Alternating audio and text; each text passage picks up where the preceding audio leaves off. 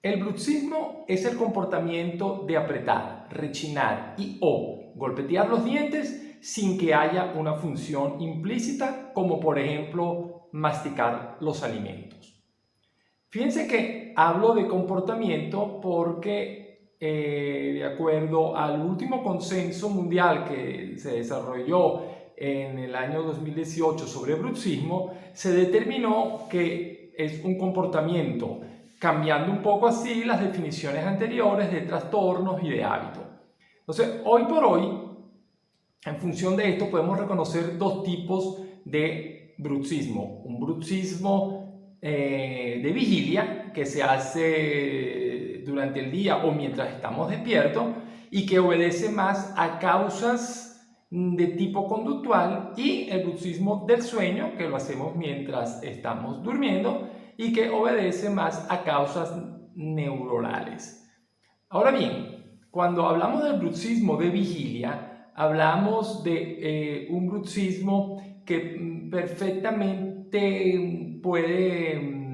confundirse con cualquier otra conducta o cualquier otro hábito que nosotros podamos tener, como por ejemplo la onicofagia, que sería el comerse las uñas, la quelofagia, que sería morderse los labios,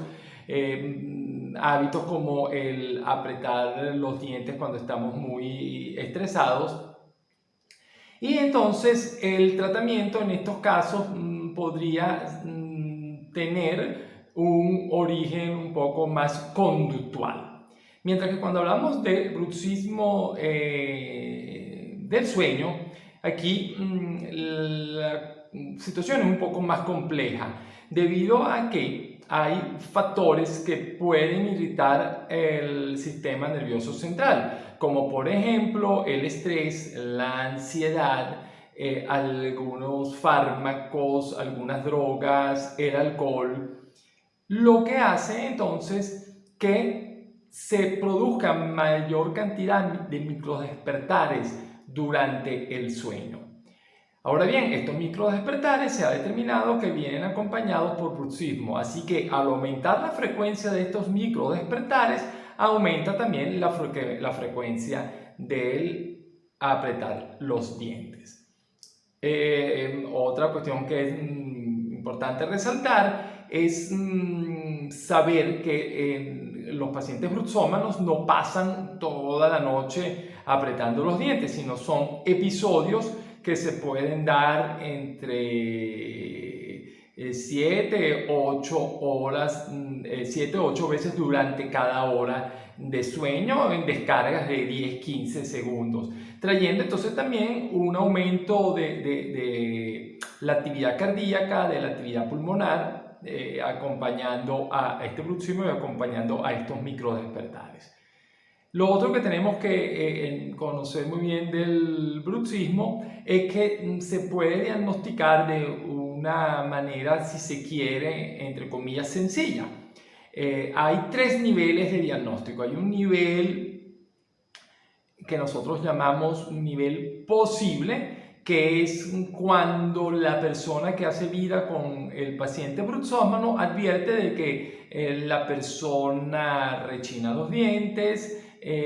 inclusive puede tener gestos de presión en la cara mientras duerme. Hay un nivel probable donde entonces ya no solo la persona que hace vida con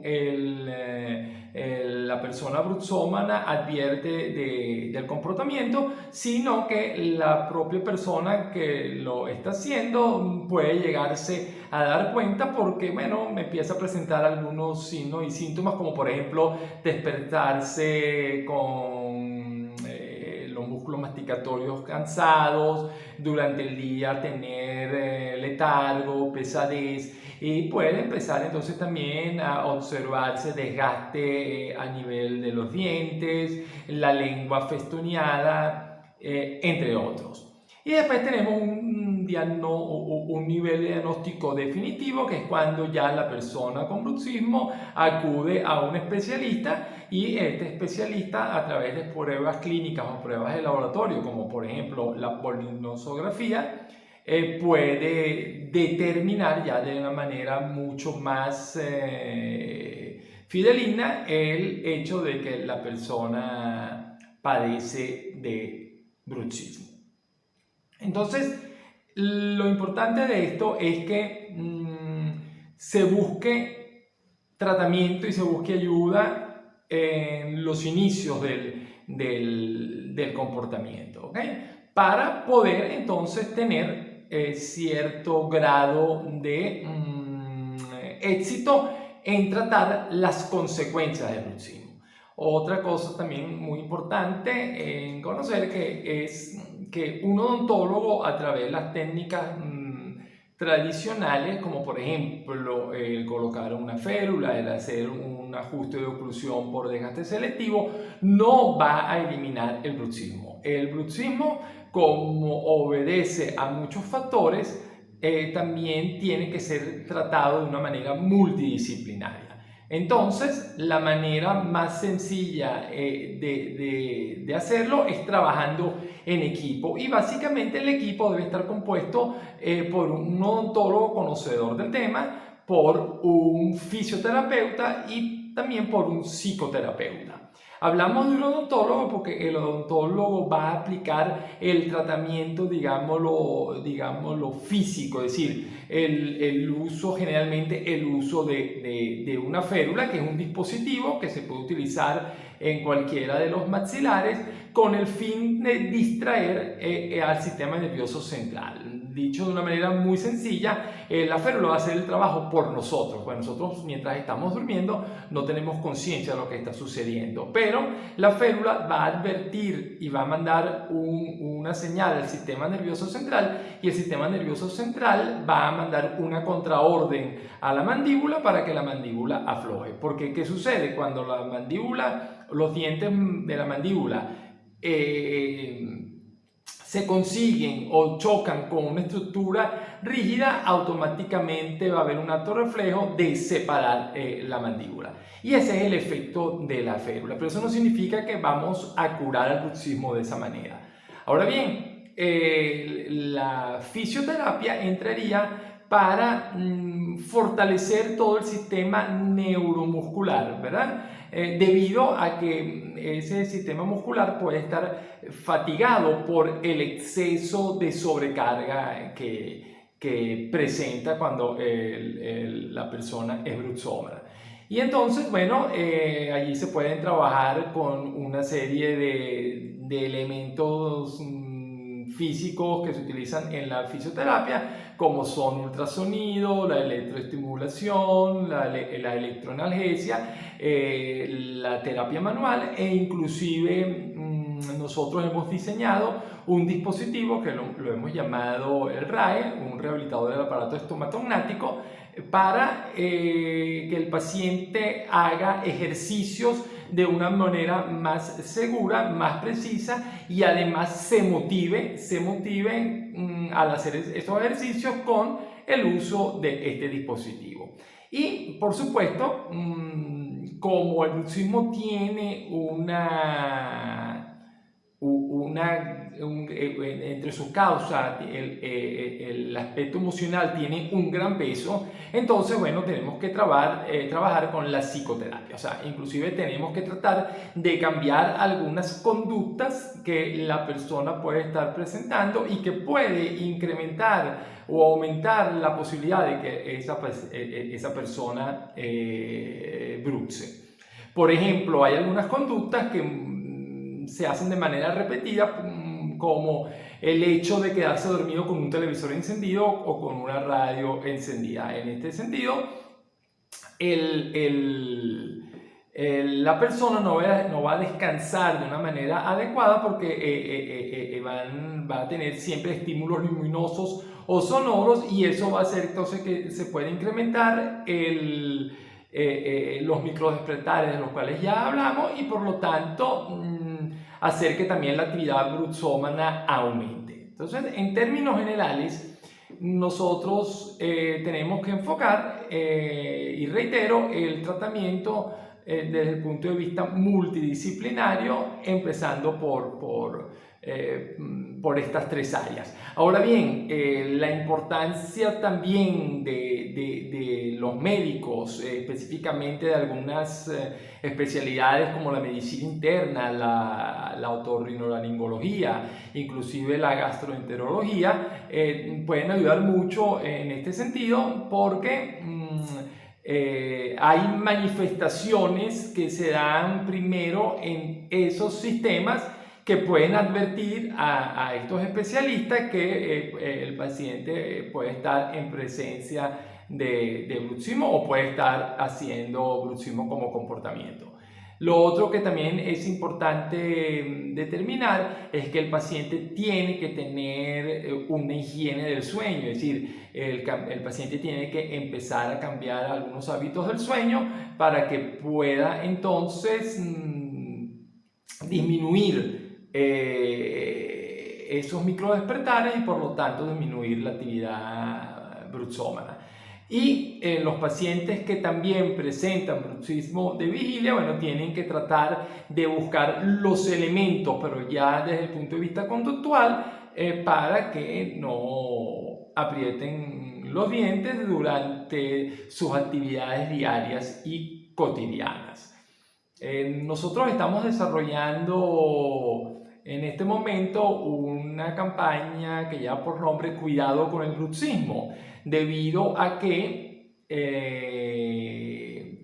es un comportamiento que puede causar mucho daño, ¿verdad? Y lo ideal sería que nosotros pudiésemos evitar esas consecuencias desde el inicio, es decir, desde que empiecen a surgir para que no sigan avanzando.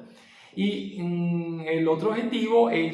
esta campaña es porque se ha determinado que el 20% de la población mundial padece o ha padecido en algún momento de episodios de bruxismo. Por lo tanto, estamos hablando de una cifra bastante elevada,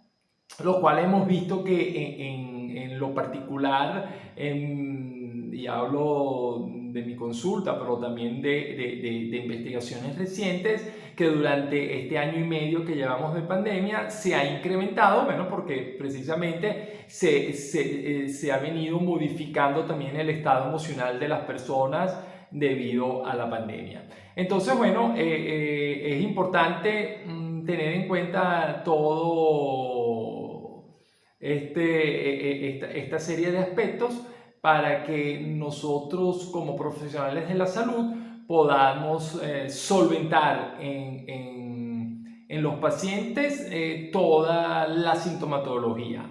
Y ya para terminar, bueno, quiero también hacer hincapié en que la sintomatología no es solamente a nivel de los dientes, es decir, a nivel de desgaste de los dientes, sino que la sintomatología va mucho más allá. Nosotros podemos encontrar contracción y por ende dolor de los músculos masticatorios y músculos accesorios, inclusive puede haber dolor a nivel de los músculos altos de la espalda, músculos del cuello, debido a la presión y a la presión que ejercen y la relación que tienen los músculos masticatorios con estos músculos. También el paciente puede presentar, y muchas veces puede ser el primer síntoma, dolor de oído, sensación de oído tapado,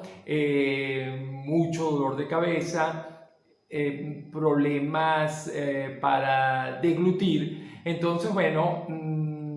ruidos y mal funcionamiento de las articulaciones temporomandibulares, lo que hace que el paciente entonces tenga dificultad para la masticación y por lo tanto para empezar el proceso digestivo, y también puede afectar el aspecto estético debido a que si se pierde mucha estructura dentaria y no hay una compensación muscular, se pierde también la altura facial, específicamente el último tercio de la cara, o el tercer tercio de la cara, que es el tercio que va entre la nariz y el mentón, puede disminuir de tamaño y por lo tanto rompe con la estructura armónica de lo que sería la estética facial. Bueno, dicho esto, agradezco la difusión bueno, ante todo la invitación a estos coloquios y bueno, y ahora la difusión de esta información, porque de una u otra manera es colaborar con la campaña informativa que se está llevando a cabo.